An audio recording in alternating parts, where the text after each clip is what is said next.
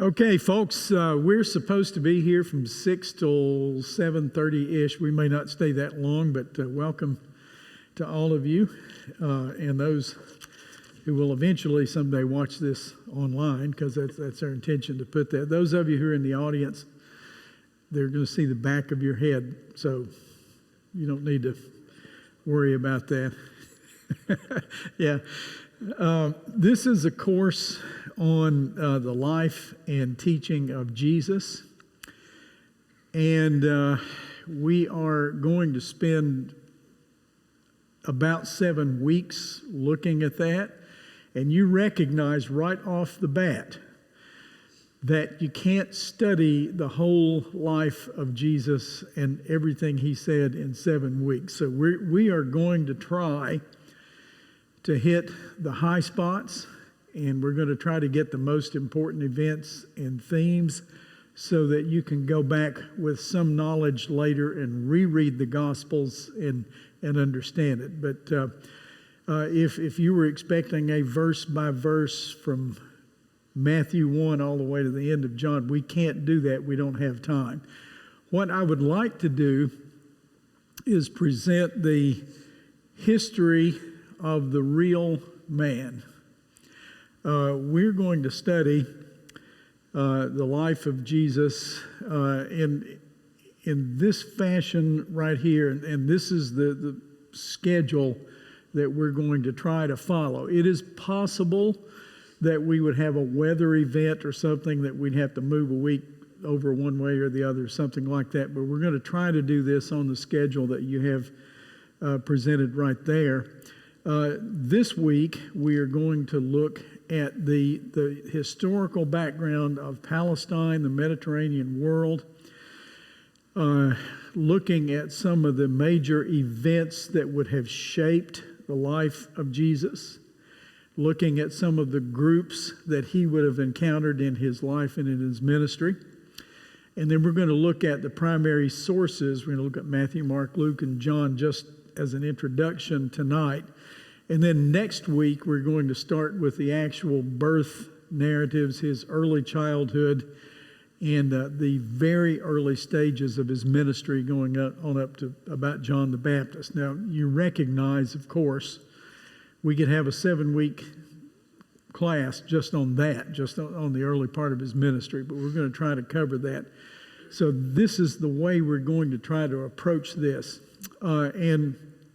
One thought that comes to me very frequently is, why would we study the life of Jesus? What is it about Jesus that would merit, that would justify our study time, giving 7 weeks of that? In John's Gospel, toward the end of it, John says, "Now Jesus did many other signs in the presence of the disciples, which are not written in this book, but these are written so that you may believe that Jesus is the Christ, the Son of God, and believing you may have life in his name." I will make no real apology for the fact that I am very biased in this presentation of the life of Jesus. I believe in Jesus and would like to recount his history in such a way that other people could believe in him. And that's one reason to study the life of Jesus. But there's another reason to study the life of Jesus, and that is that we talk about Jesus, and we talk about Paul probably more than we talk about Jesus. And we talk about the history of Christianity, and we know all of the victories and the failures of the people who have claimed to follow Jesus for all these years. But it strikes me that we don't really talk very much about the man himself. And I'm a little bit astonished when I hear people talk about Jesus, about how little they actually know about the historic Jesus as we see him presented in the Gospels. Now, Jesus is a historical figure. He he is not a spirit. He's not a mystical experience. He's a real historical figure who walked the dusty streets of Nazareth and Capernaum in Jerusalem and passed through Samaria and went on down to Egypt as a child. He is a real person. But a lot of people speak of him as if he's some sort of a mystical, ethereal, ghostly-like figure, the Jesus that lives in their heart. It's really hard to talk about that because I don't know what's in your heart. So what we're going to talk about is the Jesus in the Bible, in the New Testament. And as we do this, I invite those of you who are in the audience right here to participate in this. Ask any questions you want to ask.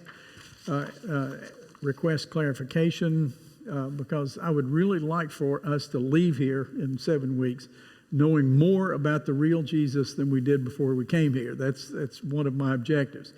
And also, I believe in him, and I want other people to know about him and to believe in him. So that's why we're studying the life of Jesus.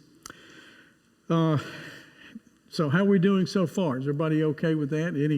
Any thoughts or questions about that?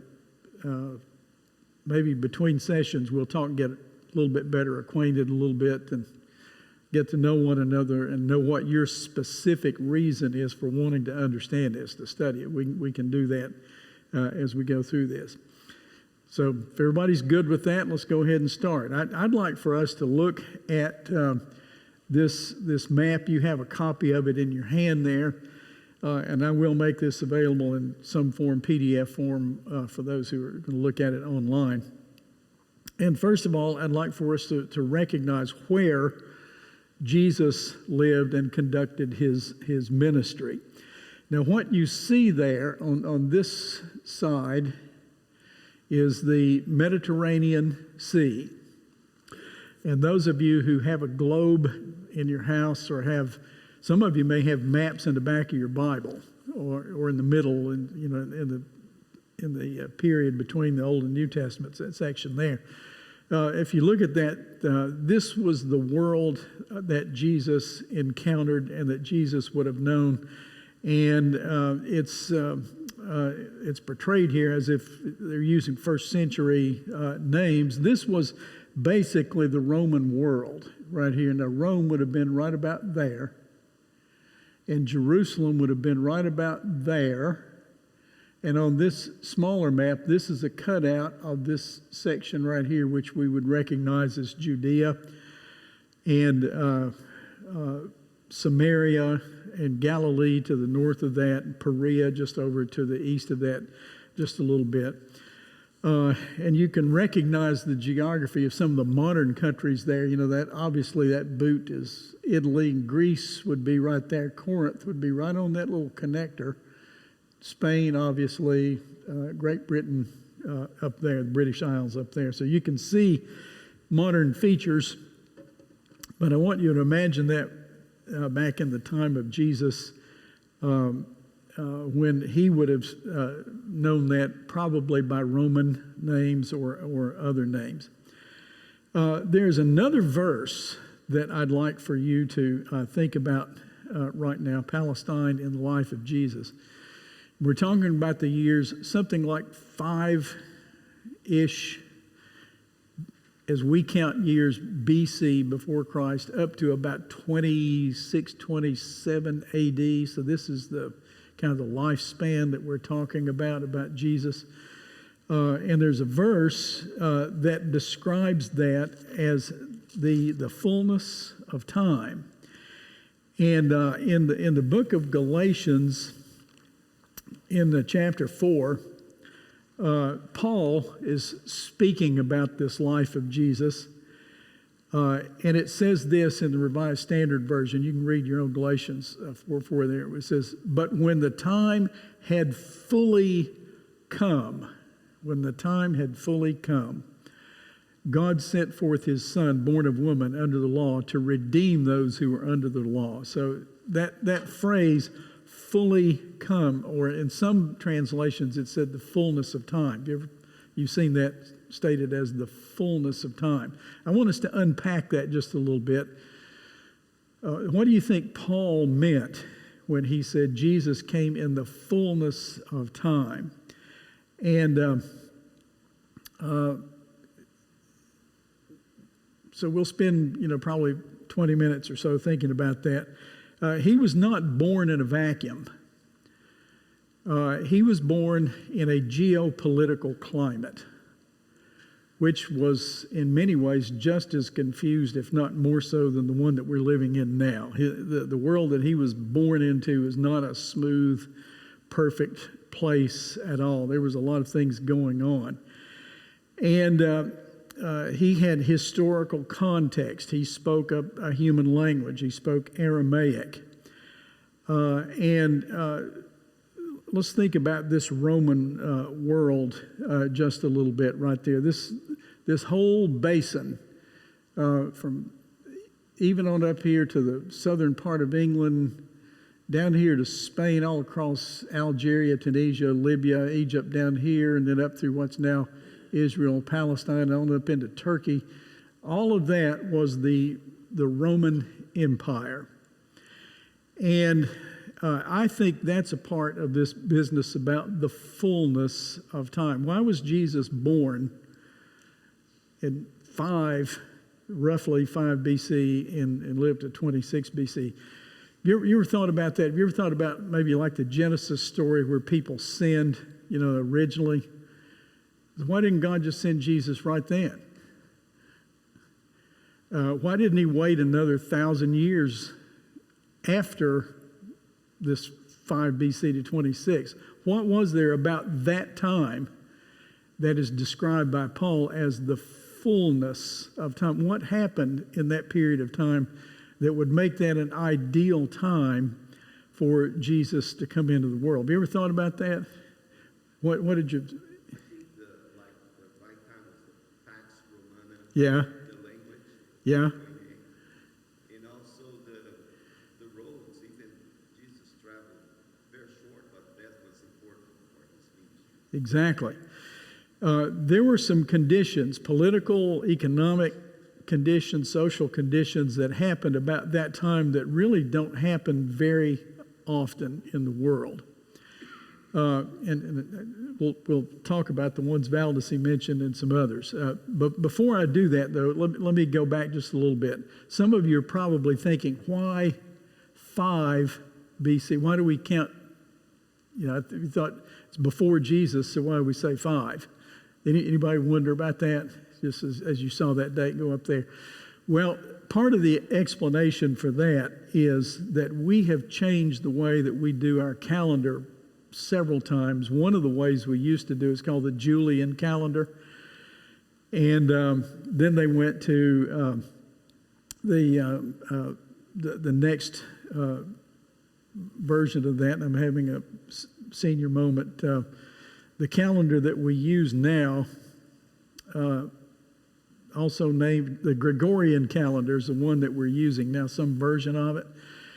And the reason that they keep adjusting that is that apparently the mathematics of the Earth revolving around the sun are pretty complex mathematics. And, we used to just assume, well, it's 365 days. Well, it is every year except leap year.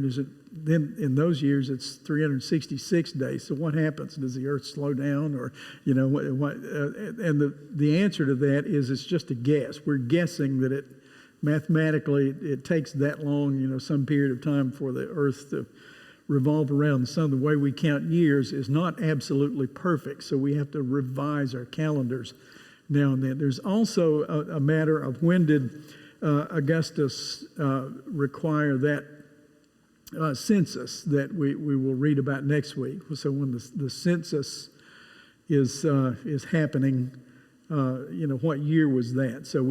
So 5 to about 26 is what we're looking at as far as time. Let's talk about Pax Romana just a little bit.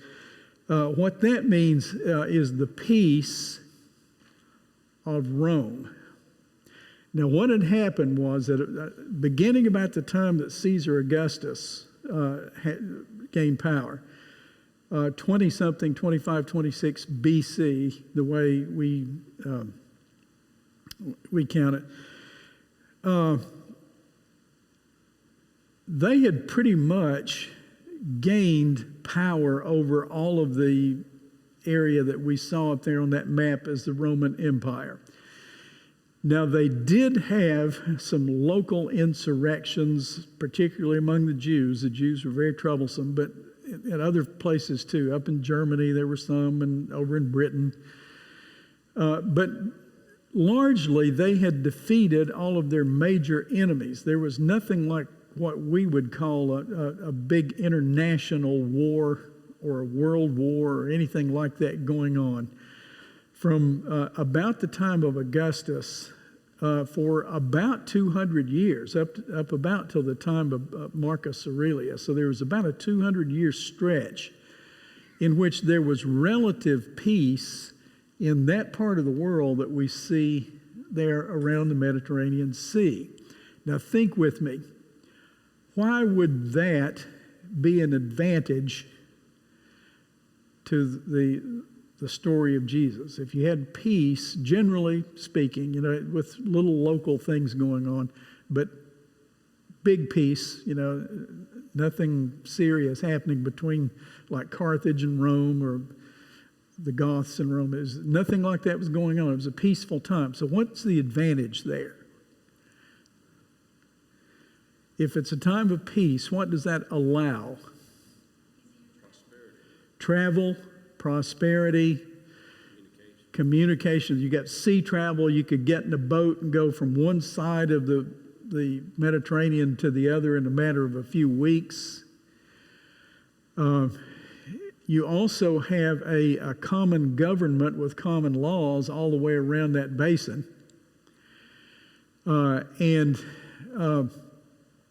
There were military installations all around where the Romans had people stationed, and that brought about a certain level of peace. Because one thing you need to know about the Romans is you didn't mess with the Romans. If you started something, they'd finish it off as quickly as they thought they needed to. So you had this Pax Romana, this peace of Rome for about 200 years. It's a tremendous advantage to the spread of the gospel. Let's see, let's go here one more. You also had the roads. You could get almost anywhere because the Romans wanted to have good commerce going on in their empire, so they built roads everywhere they went. The sea itself was considered a road. In our day, we look at the sea and we think, well, that's a barrier, an obstacle. They didn't look at it that way because it's actually faster to get in a boat and go across the Mediterranean than it is to try to go on the roads. So you had good Roman roads. You had even the Silk Road, which is up to the north of that. Over in China, at this same time, for about 200 years before Jesus and about 200 years after Jesus, they had their own version of the Pax Romana. I think they called it Pax Seneca, and the Han dynasty was about like the Roman Empire in keeping the peace. So what that meant was that you could go up to the Silk Road where there was a lot of commerce, a lot of trading between East Asia and West Asia, and then therefore Europe. And you could even get a message to China if you really wanted to do that. And also the Romans had moved down into Africa, so you could go down into Africa. They were also in Germany, in France, the British Isles at this time, so you could get about anywhere very quickly. In the eastern half of their empire, which, I took the map down, but look at the eastern half of the Mediterranean that you see on your sheet there. The eastern half of that, there was a common language. The Greeks had dominated that part of the world before the Romans came in the 60s. And when the Greeks came in, they were not quite the builders that the Romans were, but they did bring in this language called Koine, or Common Greek, which was the language of commerce. And you could go anywhere in the Eastern Empire and across North Africa and even to Rome itself, where they spoke Latin. You could use that language, and it became the language of the merchants. A lot of their government documents were recorded in Koine Greek. So you had this vast area, multicultural, multilinguistic, yet they had a common language that they could share. Can you see why that would be an advantage? You know, if you bring a Messiah into the world, you want people to know about it pretty quickly, so you got Koine Greek. The New Testament was originally written in that language because it would have been widely understood. You also had a Jewish presence in that whole basin. The Jews were dispersed from what we used to call Israel, or they called it at that time Palestine. The Jews were dispersed all over the Mediterranean basin. I've read that there were perhaps as many as 60 synagogues in the city of Rome, just in the city. So the Jews were over there. Obviously, they were in what we now call Turkey. They didn't call it that then, but they were in Turkey. They were all up and down the Mediterranean coast. There was a very large Jewish presence down in Egypt. The city of Alexandria had a very large Jewish population. Tell me, why would that be an advantage, to have a very large Jewish population scattered around that whole Mediterranean world? What would that do? If you've got a message and you want to get it out, what's the advantage of having all these synagogues all over the place? What did they bring? They already knew the Old Testament, didn't they? They had a scripture. Where did Paul go first when he went into all these cities on his missionary journeys? He went straight to the synagogues, didn't he? Because they would have a basic understanding of the expected Messiah. Now, if you go to some of these Greeks or the barbarians or these other, you know, my people were the barbarians. We burned down Rome. We didn't build it. If you go to those people and say the Messiah has come, they'd say, what's that? But if you go to the Jews, they'd say, oh, tell us about that. We've been expecting Messiah. So it was a great advantage to have these Jews in their synagogues all around the world. They had written scriptures, they had an Old Testament that was known everywhere. The Romans, who were in control, had a very almost modern like understanding of the role of religion. This was not so much written in their codes, but they had what they called a legal religion idea. So when they went into an area and perhaps conquered that area, or the area said, we want to be in the empire, so joined it, the Romans would say this. We'd say, you go ahead and practice the religion that you have. We don't want to tamper with that. We would rather you just practice your own. And we really don't even want to regulate it. In fact, we'll just incorporate that into our pantheon of other religions that we have and just make it one of them. Now, as long as people would do that without disrespecting the emperor or the empire or break some of the other laws, they had religio licita, which meant a legal religion. And that meant that communication of religious faith of any kind was possible throughout most of that world. You remember that time that Paul, the apostle, went to Athens to preach, and he saw that there were temples everywhere, and temples and altars and all that, and he saw one that said, to the unknown God. You remember that? They were so religious that they didn't want to take a chance that they missed one, so they put an altar up to the unknown God. Well, the Romans are pretty much like that. It says, as long as you don't bother us, You go right ahead. And you also have a widespread expectation of a deliverer that was going to come, which was in common thought, not only among the Jews, but even as far over as Persia, to the east of that. So this is why Paul says that in the fullness of time. So Jesus came into a world where expression of new religions was possible and even desirable in Athens. You know, they love to hear new things. You say, oh, tell us about your new faith. You had Jewish synagogues all over the Mediterranean world where they already had a basic understanding of the Old Testament and the expectations of the prophets that a prophet like Moses would come. They already had that. It was already there. They had easy travel, relatively easy. I mean, today, we're probably all sissies. We would have had a very hard time with the travel that those people had, but to them it seemed easy. They could get in a boat and go anywhere they wanted or get on the Roman roads. It is an opinion, I think, that if you had some kind of a message that you wanted to spread around that whole Mediterranean basin, I think you could get it to most of the known world in a matter of about 6 months.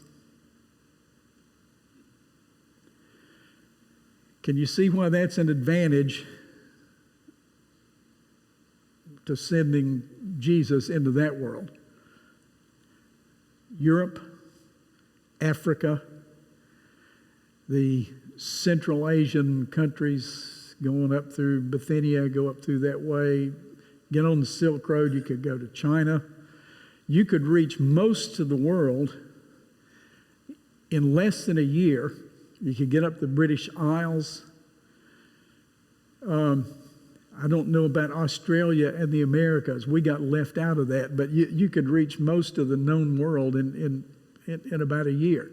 So I think that's why it says that Jesus came into a time that was a well-prepared time. It was the fullness of time. So he was born somewhere around 5-ish, lived up to about 26-ish. And don't worry about the fact that we don't know exactly what years we're talking about here. It really doesn't matter. We're close enough. You know, some things are close enough. Any thoughts on this so far? One thing about that fullness of time that came to my mind for talking, all of those prophecies that Jesus fulfilled as a promised descendant of Abraham. Mm-hmm. It took a long time for all those prophecies to be given and to be recorded and revered and taught. And you look at Matthew's gospel, it's full of proofs, and needed proofs. Mm-hmm. This is God doing what he promised to Abraham. It took a little while. It didn't happen quickly. The New Testament took hundreds of years, or the Old Testament rather. The Old Testament took hundreds of years to put together. And it was finally there. You know, they had, the Jews at this time had the Old Testament pretty much exactly the way we have it today. It really hasn't changed in the last 2,000 years. So they had all of that by this time. Now, at times before that, they didn't have it. Well, let's think about Judah itself, which is the country where Jesus was born, and think about what was going on there. Judah, between the Old and the New Testaments, there's about 400 years, 400-ish years between Malachi. If you look at your Old Testament, look at Malachi, and look at Matthew's, there's a gap in there of about 400 years. What happened in there? Well, what happened in Judah goes back in the history of the whole nation of Israel. You remember they had 12 tribes, right? There were 12 tribes of Israel. Then they wanted a king. They got a king, and it went up through Solomon as king, and he built the temple in Jerusalem and all of that.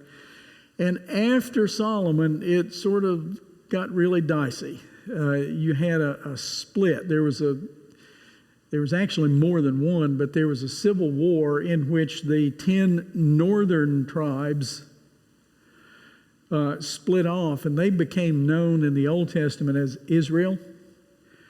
And you had two tribes, Judah and Benjamin, down in the south, and they became called Judah. Benjamin sort of blended in with Judah. So you had the northern tribes and the southern tribes, and the 10 northern tribes were so thoroughly corrupted by idolatry, bringing in all of these Canaanite gods, Baal, Molech, all of these Canaanite gods that they brought in, that they went so far that they were irredeemable as a nation.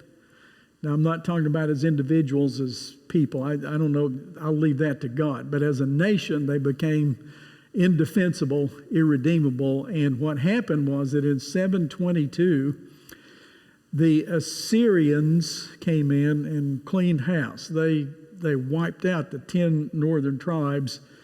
They were thoroughly destroyed. The Assyrians left a few of the poor and the other, some of the Jews there in the place where the 10 northern tribes were, and used them as labor. They were basically slaves, and they brought in other people from other places that they'd conquered and repopulated that. So Israel, the 10 northern tribes, went away. It was destroyed completely, which left only Judah and Benjamin to carry on the promises to Abraham that Stan talked about. So you had the 10 northern ones gone. Now, you'll still hear people to this day talk about what happened to the 10 northern tribes, and did they go here, and did they go there? They didn't go anywhere. They got wiped out. They were destroyed and then assimilated into other groups of people. And when that happened, the southern tribes sort of got the message, and they tried to live a little bit better. But even they became enmeshed in the Canaanite religions, and they married foreign women who brought in idolatry into Judah. And it reached a point where the prophets had told them, said, either you repent or God's going to destroy this nation too. And they got a little bit arrogant about that and said, but we're the chosen people. We're God's people. He won't do that to us. But in 586, the Babylonian Empire, which had taken over up in the northeast there, took over from the Assyrians. They came in 586, and they destroyed the two southern tribes, and they destroyed the temple that had been standing there for between 400 and 500 years. Now, the temple was built somewhere about 1,000, maybe some people say a little earlier than that, 1,100, maybe even 1,200 BC. I think it's probably a little closer to 1,000. But in 586, the Babylonians tore it down. They tore down the temple. They knocked down the walls of Jerusalem. They took the Judean captives back to Babylon and kept them there for a number of years, about 70 years, about 6 to 7 decades. And then another transition happened. The Persian Empire came in and took over from the Babylonians. World history's never really changed, has it? I mean, it just goes on and on. This story just keeps going. But the Persians came in, and the Persians were kind of favorably disposed to the Jews that they had as captives in Babylon at that period of time. For one thing, the Persians tended to be monotheistic. So in 539, they saw, well, they saw it before that, but they had all these Jews in this empire. They said, what are all these Jews doing here? Why aren't they back where they belong? So they started to send them back. So you'll read about that in the Old Testament. And gradually, over a period of decades, they did go back and they reestablished the kingdom of Judah through great pain and suffering and struggle. They finally did reestablish that, and they rebuilt the temple. And if you read the Old Testament prophets, if you read Jeremiah, for example, in the Lamentations of Jeremiah, you'll read about the shock of watching the temple being destroyed. It had been their temple for, going on 500 years, and now it's torn down. It's gone. It's destroyed. They went too far, and God sent them away. In fact, if you read the message of the prophets, the Old Testament prophets, there's two themes. If you get these two themes, you got it. You understand the prophets. The first theme is destruction. You're going to be destroyed. That's the first theme. The second theme is, but later on, I'm going to restore you. So it's destruction followed by restoration. Those are the themes of the Old Testament prophets. Bad news, destruction. Good news, sometime in a timely way, restoration of your nation. So they got back into Judah, and they rebuilt their temple. The first attempt was Zerubbabel's temple, and it was a poor approximation of the old one, Solomon's temple.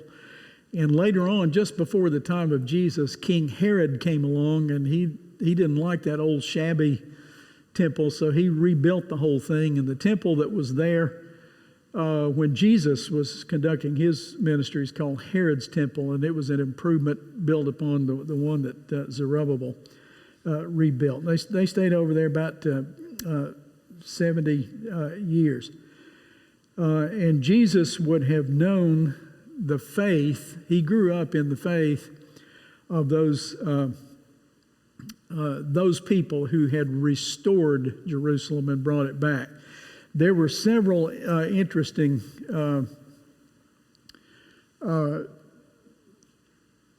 things that happened in there, and several of the people that you meet in the New Testament emerged out of this period. You got this Persian domination about 539 until about 330. Stan mentioned that our very nice Iranian couple are planning to come to this sometime, and they would probably not have very fond memories of that date right there, because Alexander the Great from Greece came over and took over the Persians.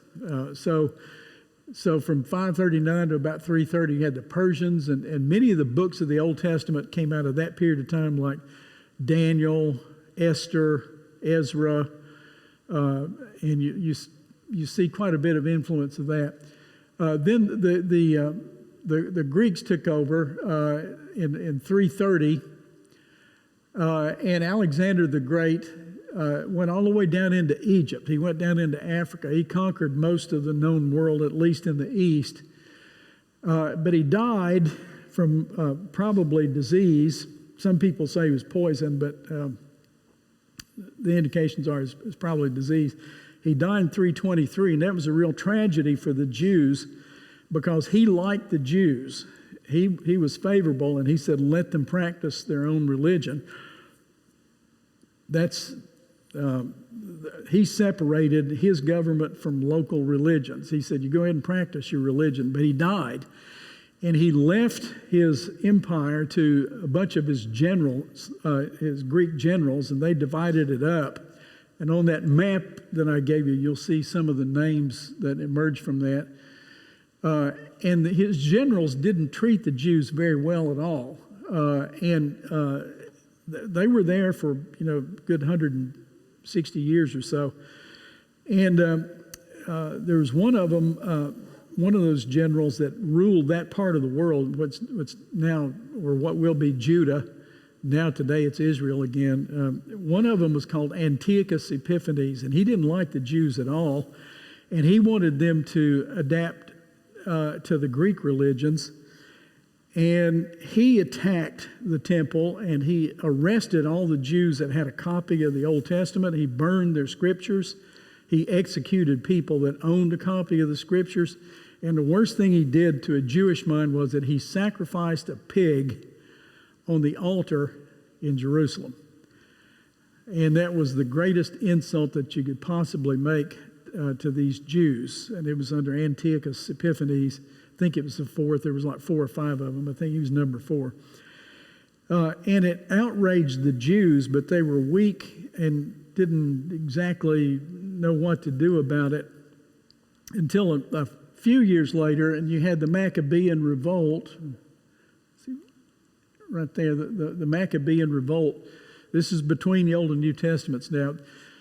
One of these generals went to a village somewhere near Bethlehem, and he ordered the Jewish priests to make sacrifices to the Greek gods. And he said, if you don't do this, we're going to kill you. Well, the priest gave in, and he made sacrifices to the Greek gods. Well, there was a guy named Mattathias, and he had a bunch of sons, and he was in the Jewish militia. And he was so outraged that the priest had made a sacrifice to the Greek gods that he killed the priest and killed the Greek officers, and they started a rebellion, which eventually won their freedom, and they really took over their own land away from the Greeks that were ruling it at that time. It's called the Maccabean Revolt. If any of you have a Catholic Bible, you'll find the Book of Maccabees. You ever heard of that, the Book of Maccabees? It's about this period. It's between the Old and New Testament. And then Rome came in, and Rome came in a very interesting way. Somewhere on up closer, about 100 years after this Maccabean Revolt, you had... You remember the story about Antony and Cleopatra and Octavian and Pompey and all those Roman emperors. They were getting powerful, and they were going to take over that part of the world, and everybody could see it. And Herod the Great was over there, and Herod was watching this, and Herod was shrewd. He was wicked. He was violent. He may have had several mental illnesses, but he was shrewd. And he was watching the Romans gain power in the Mediterranean world. So he goes to the Romans. He says, I like what you're doing.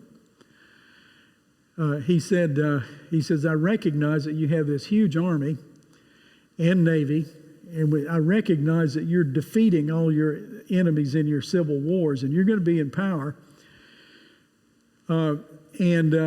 He said, we can do this 2 ways. We can do this the hard way or the easy way. He said, you can send your army in here. It's going to cost a fortune, and lives will be lost, and you'll spend a lot of money, and we'll lose our lives and spend a lot of money. Why don't we just make an agreement, and we'll join the empire? So Herod invited the Romans in, said, come in, collect your taxes. We'll be a province. Just leave us alone. Let us practice our religion the way we want to do it. He really didn't care much about that, but he recognized that it would cause turmoil if he didn't do that. So the Romans came in, and at about 60 BC, the Romans came in and they took over. And that's where Jesus was born just a couple of generations after that. He was born in Roman Judea. The Romans were the dominant power in that part of the world at that time. And there were several interesting groups of people that emerged from that. One is the Pharisees. The Pharisees emerged from the militant Jews that wanted to purify the land from Greeks and Romans. They didn't like anybody. They wanted to get rid of all of them. They called them Gentiles or people of the earth. And they considered themselves the only people of God, and they were trying to get rid of all these foreigners. So the Pharisees emerged out of these Maccabean rebels. The Sadducees emerged out of the priestly class, the wealthy ones who saw some advantages to having Greeks and Romans, because the Romans built roads, and the Romans had medicine, and the Romans made it possible for them to continue their careers as priests and law judges, and said, come on in, guys, we can work with you. So those were the Sadducees. The Zealots were the militia groups that were going to fight no matter what. So all of these people that you see in the New Testament emerged out of this period of time. Interestingly, if you look at the list of disciples of Jesus, which is going to come up in about 2 weeks, one of them was called Simon the Zealot. You remember that? He was one of these guys. Some people think Judas Iscariot was a zealot as well, because it might mean of the dagger. They were assassins and militia fighters. So I always thought it was very interesting that in Jesus' band of 12 disciples, he had Matthew Levi, who was a tax collector, worked with the Romans, and you had Simon the Zealot, who was trying to kill the Romans. Don't you know that they had some really interesting conversations around the campfires when they were going out with Jesus in his ministry? So these groups emerged from that. Let's see, what other groups? The Pharisees, the scribes, the Herodians were fully cooperating with Herod's family. They were wealthy, landowning. The Essenes were a very strange monastic group. There weren't very many of them, maybe 4,000 of them. They lived out in the wilderness. They did not participate in the temple worship because they thought it was corrupt, and they did ritual cleansing, baptisms. They were baptized every single day. They had baptisms every day, ritual cleansing every day. Some people think John the Baptist may have been associated with the Essenes. Have you ever heard that John may have been a part of that group? I don't know if that's true or not. Maybe it is, maybe it's not, but he certainly fit the pattern. He didn't go into the cities and live. He lived out in the boonies. The Samaritans were the descendants of that 12 or the 10 northern tribes. They were going. The Galileans were the more Pharisaic and Sadducean Jews that lived up in Galilee, which is up around the Sea of Galilee. And the diaspora, the dispersed Jews, were scattered all around the world. I read one thing today that said that on festival days like Passover, that there may have been as many as 2.5 million Jews in Jerusalem, because they would make a pilgrimage back to Jerusalem from wherever they lived. And also on the day of Pentecost, there may have been 1.5 million to 2 million Jews. Can you see any advantage in that? What's the benefit of that one? That's right. So you wait until you get the biggest crowd you can possibly assemble, 1.5 to 2 million Jews in Jerusalem, who are going to get back on a boat and go to Spain or Italy or somewhere. That's pretty effective communication, isn't it? If you don't have telephones and radios and television and internet. I'll say it again. I think within 6 months you could have gotten the message of Jesus all around the Mediterranean world. Somebody may prove me wrong, but until they do, I think that was possible. Any thoughts about that? Just to add to the even Ethiopia. Exactly. Yeah, there were Jews down in northeast Africa and all the way down to Ethiopia, which is pretty far down there. You remember in the book of Acts, there was a story about the Ethiopian eunuch who was traveling on the road, and he heard the message of the gospel. So you could get word around most of the world very quickly through the fact that you had these dispersed Jews, and you had roads, and you had language, and you had relative peace, and a sort of tolerant government at first, at least in those first few years. I mean, the government turned on them later on, but to be sure, there was tension between the Jews, the Greek world, and the Roman world. And the church was born in the midst of all that tension. Okay, the Christian message was preached and believed and followed in that world, where you had three great cultures that were sort of in tension with one another, and then Jesus was born into that. If you had been planning it, when would you have had him born?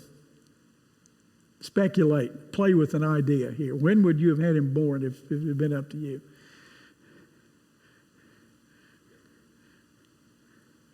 When would you have done it? Can you think of another time that you say, well, how about then? It seemed like it worked out pretty well, didn't it? He came 5 to about 26 BC or AD, 5 BC, 26 AD, and he lived out his life in full view of three cultures and interacted with all of them. And it's interesting that all three of those cultures, Jewish, Greek, and Roman, this is a paradox, okay? Stan likes paradox. They were the worst enemies of the Christian faith and the best friends of it at the same time. And why would I say that? To explain my paradox. They opposed the Christians because they refused Caesar worship, one thing. Yeah. So they're political threats. But they made it possible for going to all the world and tell the good news. Yeah. So they thought they were enemies, but they were actually aiding the church, weren't they? Because Paul, as we're going to see something about Paul here in just a minute, Paul went into that world, that Greek and Roman world, and in many cases the message had already gotten there. He was not the only one telling this story. Those Jews that had been in Jerusalem came in there and went home after Pentecost and Passover and Pentecost. And told that message. Okay, we good so far? You want to talk about the sources? How do we know anything at all about Jesus? I have a question. Sure. I'm wondering about the currency that the Roman Empire currency. The money? Yeah, because Yeah. the archaeological digging all over the Mediterranean, around there's coins of Roman. Yeah, you got. And that's a real advantage, isn't it? You've got one currency. That would aid travel, wouldn't it? But we see in Jerusalem the money, the people exchange their money. Yeah, Could be other currency, different currency. exactly. I was looking at something completely unrelated to this the other day, but up in Austria, there's large beds of underground salt. And they mined it. They had salt mines up in Austria. And when they were up there mining, there were villages like the Hallstatt. You've heard about the Hallstatt culture. They were all around Austria and southern Germany, mining that salt, which was kind of a currency too. You could pay with salt. But what they found was Greek pottery. Okay, they found Greek pottery, some Greek coins, and they found evidence that the Hallstatt Celtic people had actually brought in architects from Greece to help them build some of their structures, which means that there was communication already going on with Europe. So that the gospel was in Greece and it was going on up into Germany. It was spreading all over the place. Now let's go on to this. What do we know about Jesus, and why do we know it? We have the testimony of a large number of witnesses, eyewitnesses, people who actually lived through these events, but they only lasted about, I'm going to say 2 generations, maybe. So in maybe 60 years or something like that, those eyewitnesses were really thinning out to a serious level. Now, some of them may have been especially young when these things happened and may have lived up to about 100 or something like that, 100 AD.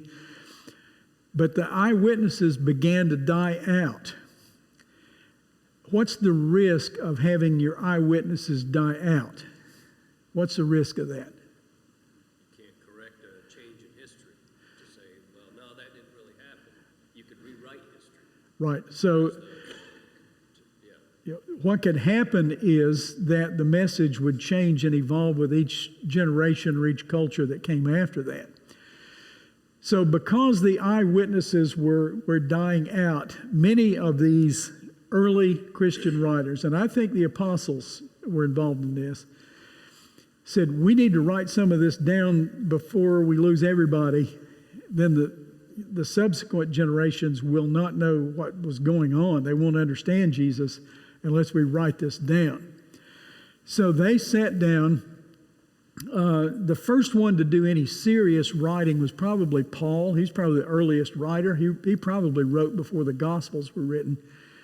But he wrote in the form of letters, which he circulated around to the churches. And the people who were closest to Jesus and their associates, their assistants, their helpers, started to write down the messages and the stories of the eyewitnesses who were there to actually see the life of Jesus. And we know, and we have found something like 25 Gospels. Okay, there's at least that many. There's a Gospel of the Hebrews, Gospel of Thomas, Gospel of Peter, there's all kinds of these things. But as people have studied these and looked at them down over the years, they look at them and they look at the language that they use and the themes that they use, and they say that looks more like 3rd century than 1st century. So some of these are pretty late as to when they emerged. Any of you ever heard the Gospel of Thomas? Heard of the Gospel of Thomas? I have a copy of that. I am greatly amused when you watch these History Channel shows, and any of you do that, watch about Jesus and the Holy Land and all that stuff. And they'll come out and say, we found this unknown, undiscovered document called the Gospel of Thomas. We've known about that for hundreds of years. There's nothing new about it. I have a 50-year-old copy of it right here on the pew in front of me right here. But they looked at those and they said, doesn't look quite real, quite right. I'll be glad to show it to you after we're finished if you want to see it. But there were 4 of them that stuck, and we know them as Matthew, Mark, Luke, and John. And that's the order that we have placed them in the New Testament canon, Matthew, Mark, Luke, and John. I will point out to you that they were not written in chapters and verses. That didn't come along for like 1,500 years. They wrote stories, okay? Just wrote. In fact, they didn't even use punctuation. And they didn't put spaces between words, and sometimes it's really hard to read that. But they wrote them in Koine Greek, and there's some people who think there might have been an Aramaic version of Matthew because there's some really early Aramaic stuff in there. I don't know about that. It's probably written in Greek, but they could have translated it to Aramaic.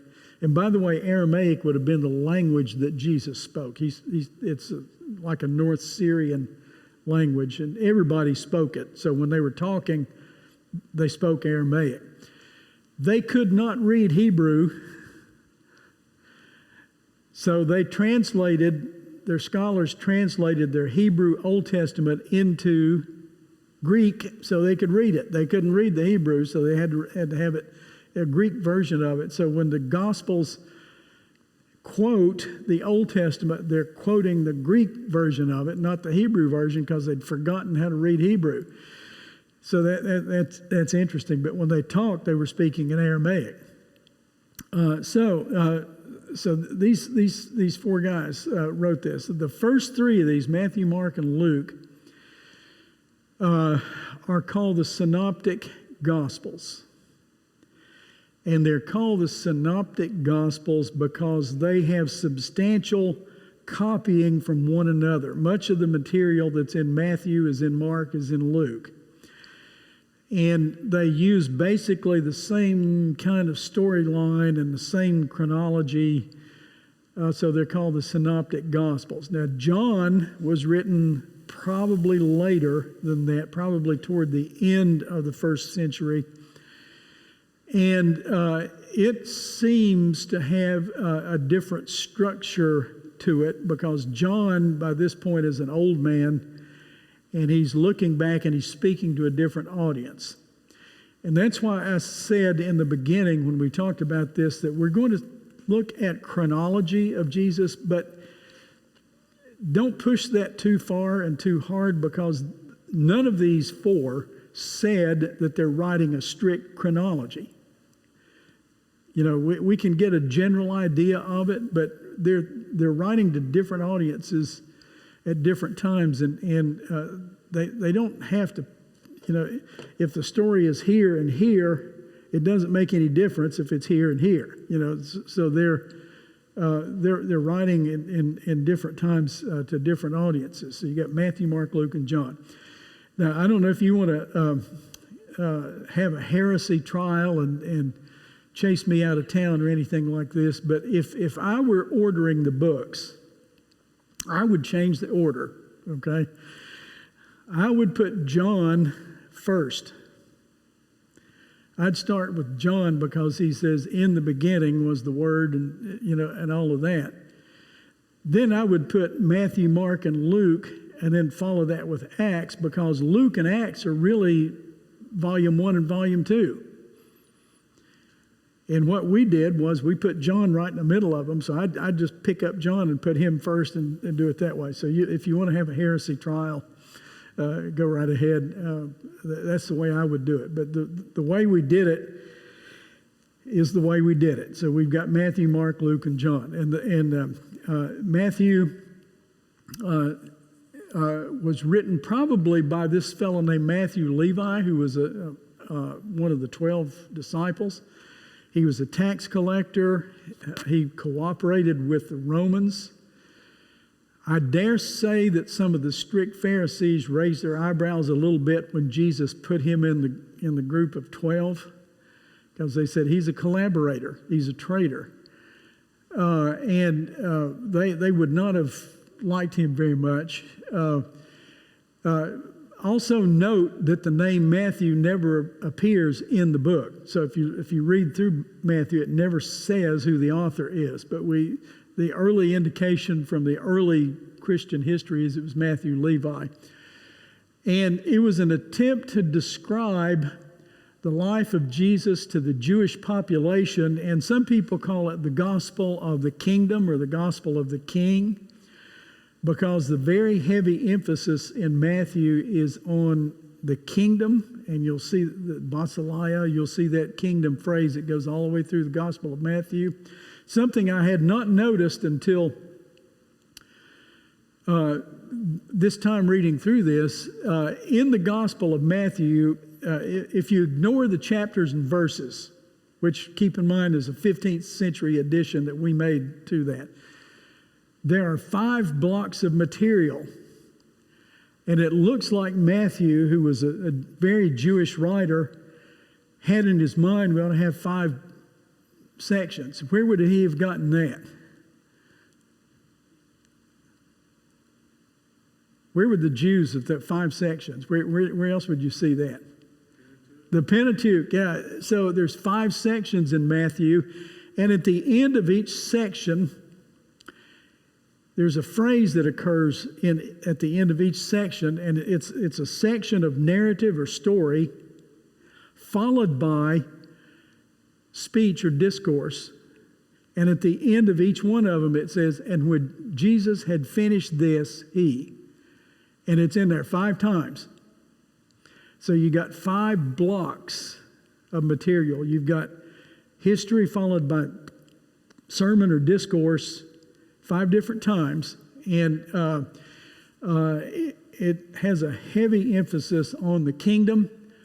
I think it was written before 70, before Jerusalem was destroyed. The Romans got tired of the zealots, and they came in and they tore it down again. I don't know how many times the temple was destroyed. Maybe even the Egyptians did it once too, but 3-4 times. You know, the Romans came in, did it again in 70. And I think Matthew was written before that because that was so important a thing. I think that the gospel writers would have said more about it had it occurred. So I think that my opinion is that it came before 70. So somewhere in the 60s, perhaps, Matthew sat down and he wrote this gospel of the kingdom and the king, and it's very strong in that book. Some people think it came from Antioch, although not completely sure of that, but maybe there. The Gospel of Mark was written by an apprentice of Peter, and it may be that very same one that traveled with Paul. You remember John Mark that traveled with Paul? May have been him. He was an associate of the Apostle Peter, and there's a lot of interesting speculation about which one of these came first. And the theory that's most often proposed is that Mark came first. It was the first one to be written because if you look at Matthew and Luke, almost all of Mark is in Matthew and Luke. Does that make sense? So when Matthew and Luke were doing their library research, they had Mark in front of them. Now, is that true? I don't know. It's proposed very often. He's probably an associate of Peter, and it may have been written either in Rome or to the Romans because it's a gospel of power and action, and Jesus is described in Mark as a man of action and the man that did signs and wonders. So a lot of Mark's gospel is written, I think, maybe to a Roman mind, because the Romans wanted to see things done. Like, get busy, do some work. And that's the Jesus that you see in the Gospel of Mark. And it was focused on the actions of Jesus. If you've got a red letter Bible, you know, where the words of Jesus are in red. Any of you have those Bibles where the letters are red? You look, there's less of that in Mark than there is, way less than there is in Matthew. It's about what he did, not so much about what he said. Luke was almost certainly written by an associate of Paul. Luke, the physician who traveled around with him. And I'm going to give you a theory. I don't know if this is true or not, but it makes a lot of sense to me. If you look at Luke and Acts together, because they are really volume 1, volume 2, it ends with Paul in Rome waiting on his trial. If you go up to the end of Acts, you don't see anything about the trial itself, which might mean what? There's no trial mentioned in Luke and Acts.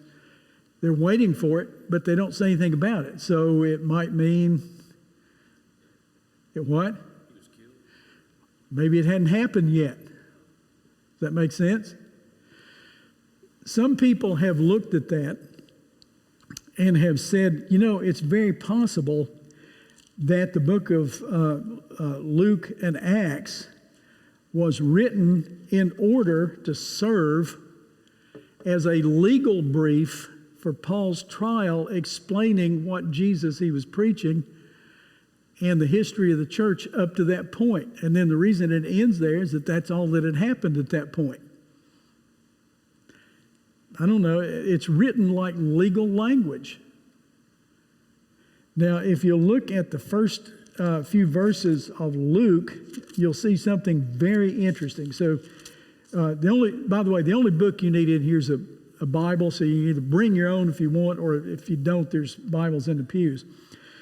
But in the first few verses of Luke's gospel, you read, here's what Luke says.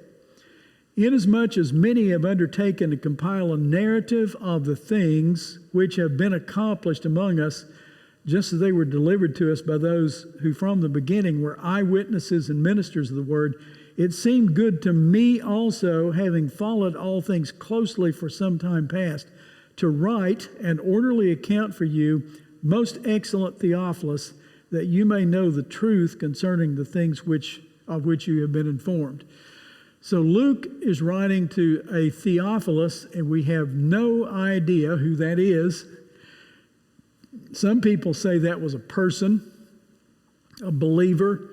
Some people say that that may have been one of Paul's lawyers, and Luke is giving him a written legal explanation of, what's happened and why Paul got arrested. Remember, he appealed to Caesar.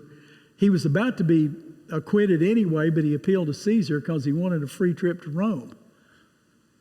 Right? He wanted to go to Rome, and he said, here's an easy way. I'll just appeal to Caesar. And he went there to have a trial. There's some early speculation all the way back, way back in the first 2 or 3 centuries, that Paul was dismissed. They didn't even have that trial. And he maybe did go on to Spain because, he always wanted to go to Spain. He talked about that a lot, and he had a desire to go to Spain in his letters. So some people think maybe he did. And I don't know. I don't know because the book ends at that point. And I'm wondering, why did the book stop right there? You've led me all the way up to the big point, and then you don't talk about it anymore. So I'm wondering if Luke and Acts don't go together as a part 1, part 2 legal brief, for the trial of Paul in Rome. Now, there's another interesting theory, and it's called Q or source. If you look at Matthew, Mark, and Luke together, as I say, most of Mark is in Matthew and Luke. There is some material, it's about 200 verses, maybe a little more than that, 210, 15 verses, that are in Matthew and they're in Luke, but they're not in Mark. And they're pretty much the same thing. So Matthew and Luke had some kind of source, and people saw that, and the Germans saw it years ago. And the German word for source is Quelle, so they called it the Q document, because there's about 200 verses over here in Matthew and about 200 verses over here in Luke, and they don't show up anywhere in Mark. So the people are wondering, if Mark was really first, where did that come from? And Valdez, I'm sure you studied that thoroughly in graduate school when you're looking at the source or Quelle. Now, if Matthew came first, all that goes away. There is no source. But I don't know the answer to that. But Luke clearly says, I gathered all the resources I could get and wrote this down. And one of the sources he had was those 200 verses. Now, did he get them from Matthew? Did he get them from Mark? I don't know. Any thoughts on that? So we've got 4 Gospels that have been considered canonical, and they tell us the history of Jesus. And Luke says right there, we had eyewitnesses, but they're getting some age on them, and we need to have some documentation of this. So they wrote down the Gospels. Any thoughts on that before we go on to John? Yeah. When you were reading that passage, you said what he wrote to Theophilus. You said, and other ministers of the word. What was behind that? Are they saying people who preach the gospel of Jesus, or what was meant by that phrase? Well, some people think that Theophilus was a Roman who had become a Christian, and that Luke was sending him this document in order to bring him up to speed so that he'd have good sources for his preaching, the preaching of Jesus. I don't know. It does seem to be written to Christians. It does seem to assume that there's some understanding of who Christ is when they wrote it. So let's go on and look at John. Also, it's interesting, only the genealogy, only Right. And they do it in different ways. Yeah, Luke wants to go all the way back to Adam, and Matthew tries to give, I think there's sets of 14. Aren't there 3 sets of 14 in the genealogy, something like that in Matthew? So their genealogies are done for a different purpose. By the way, Matthew and Luke, as you'll see next week, have birth narratives. Mark and John don't. They don't say anything about the birth and the childhood of Jesus. They pretty much start with John the Baptist. They skipped over all that. And you're going to also see we've got some big gaps, because you've got the birth narratives, and you go up through a few months there where they maybe traveled, went down into Egypt and so on. Then you have this big gap until he was 12 years old, and then you've got another gap until he starts his ministry at somewhere around the age of 30. So you've got 2 big sections where we don't have any idea. We'll talk about those next week. John, at the end of the book of John, it says the disciple who's bearing witness to these things. And so we've always taken that to be John the Apostle. Remember Peter, Andrew, James, and John. John, the son of Zebedee, was probably the youngest of the 12. We kind of assume that. He was a Jew, wrote as a Jew, but he did something very strange in his gospel that the other 3 did not do. Every time he talked about a Jewish festival or holiday, he explained it, which might mean what?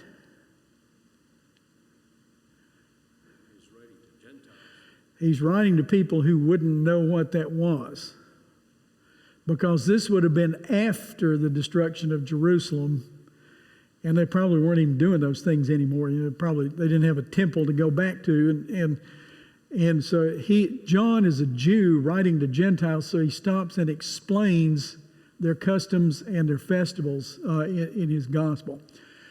And he emphasizes signs, and there's also blocks of material in that where you have a series, there's 7 of them. And people have looked at this text and said, you've got this section that talks about the signs, and that's followed by I am sayings. I am the way and the truth and life. I am the bread of life. So you've got a block of miracles, and then I am. Another block of miracles, and I am. A block of miracles, and I am. So you got 7 of those in John. And he seems to be emphasizing the identity of Jesus to Gentile people or converts to Judaism who didn't have a good background in maybe in the Old Testament or in that Jewish culture. Now, there are a few other places where we can learn something about Jesus. You have in the book of Acts, you have in the first chapter of Acts, you've got that ascension story, and Jesus. You have a little bit of red text in the first book, in the first chapter of Acts. Paul says to Timothy, the love of money is the root of all evil, and he attributes that to Jesus, but that's nowhere in the Gospels. So Paul got that from some other saying source. Maybe he actually heard it. I've never been convinced that Paul didn't actually see Jesus, because he was old enough to have been there, to have actually witnessed him. So you have a saying here or there, and there's a lot of other Gospels that you can look at. So, here's what I want us to do. For next week, I'd like to jump into the birth stories, the childhood stories, and the very early ministry centered around John the Baptist. And we don't have a book in this course. There is no fee, no book. But please do read the text and find out about the birth narratives and all of that. And what I'd like for us to do is I'll go through some of the high points of it. And keep in mind, we can't do every verse because there's just too much material. I'll go through the high points. And what I'd like for you to do is to have read this in advance. And at the end of next week, I'll just cut myself off here and let you do some talking. And you say, well, what about this section? You know, if there's a section in there that really interests you, I'd like to bring that to light. So that's the way we'll proceed. Those of you who want to see this, you can come up here later. If you really want to buy something, go on Amazon or some of those websites. This book is by William Barclay, and it's called Jesus as They Saw Him. I have read a lot of books in my life, and I'd put this in the top 4 or 5. And what it does is it discusses the titles of Jesus and what that meant to those people back in that age. If you really want to buy something, buy this. I don't know what it costs. It's out of print, I'd say, but you can get them used online. Stan, you remember what you paid for yours? No, I don't, but it wasn't very much. Because I don't buy expensive books. I kind of figured that.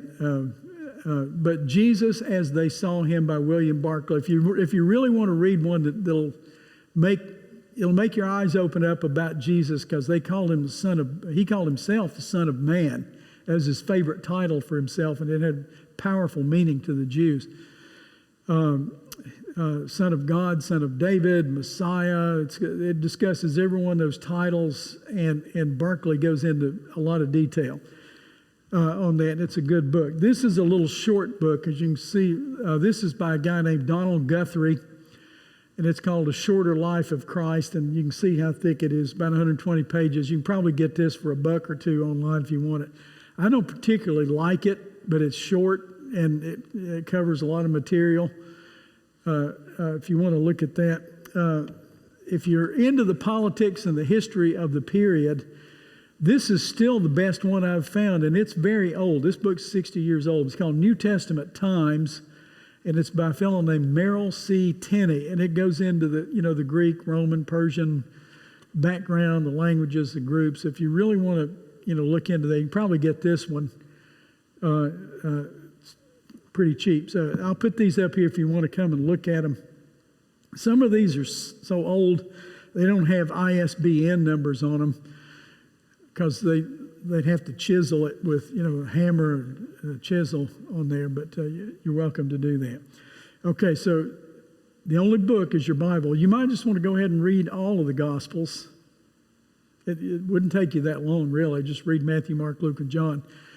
But for next week especially, read the prologue, the childhood stories, the trip to Jerusalem when he was 12, and the very early ministry with John the Baptist. We'll talk about those things.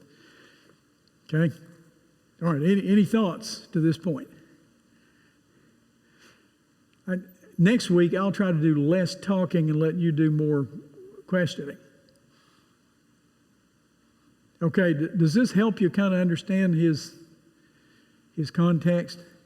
He was a real historical figure. We believe in a historical figure. We do not believe in a mystical experience. We believe in a man. He lived. He had dust on his feet. And also all the four gospels, they quote directly from the Septuagint. Yeah, they quote Greek Bible. Okay, all right. Hope everybody's doing well, and that your household is safe and healthy, and hope you can stay that way. Let's say a prayer, and then I'll let you go. Lord of heaven, we do thank you for Jesus our Lord, and may we learn about him and learn from him as we study these things. Bless us to that end in his name. Amen.